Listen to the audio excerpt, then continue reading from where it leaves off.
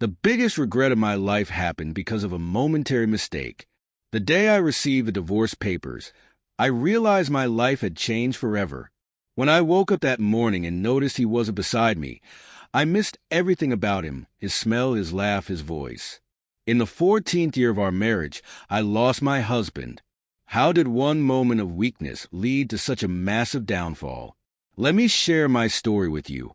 Before I dive into it, if you don't want your life to be turned upside down like mine, subscribe to my channel to learn real lessons from the real stories we share every day.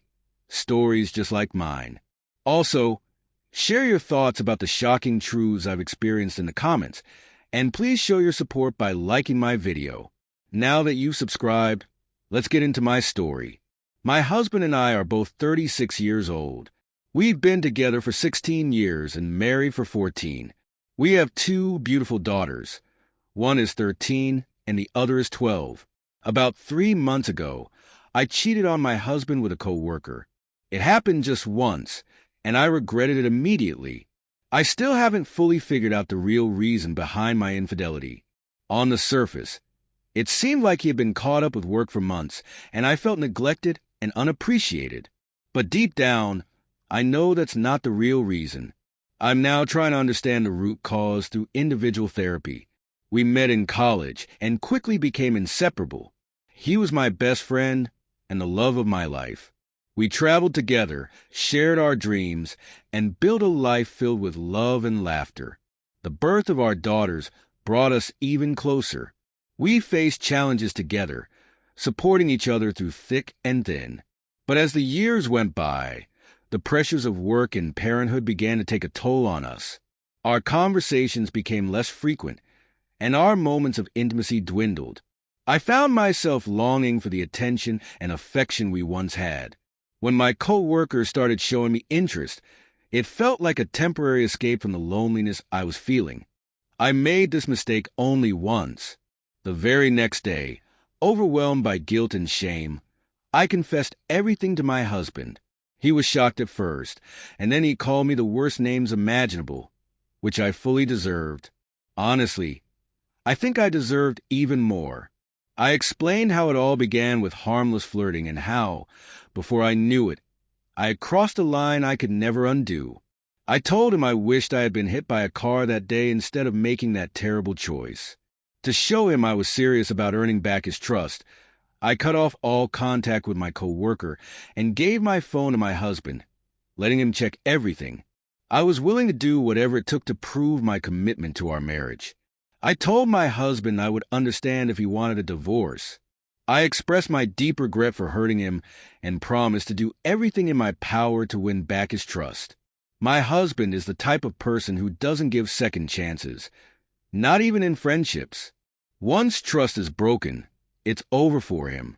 He told me he wanted a divorce, and I accepted his decision, knowing I had no right to ask for more. But then the quarantine happened, and for 2 months, we were stuck at home together without proceeding with the divorce. The first month was cold and distant. He only spoke to me about matters concerning our daughters. I slept on the couch and tried to give him all the space he needed. Occasionally, I reminded him that if he ever wanted to work things out, I was fully committed and willing to do whatever it took. He didn't seem interested. Instead, he said some spiteful things and kept his distance.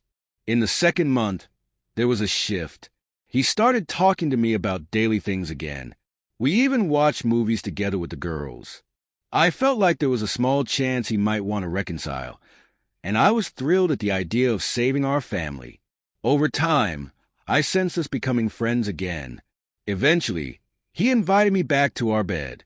I reminded him that he could talk to me about anything.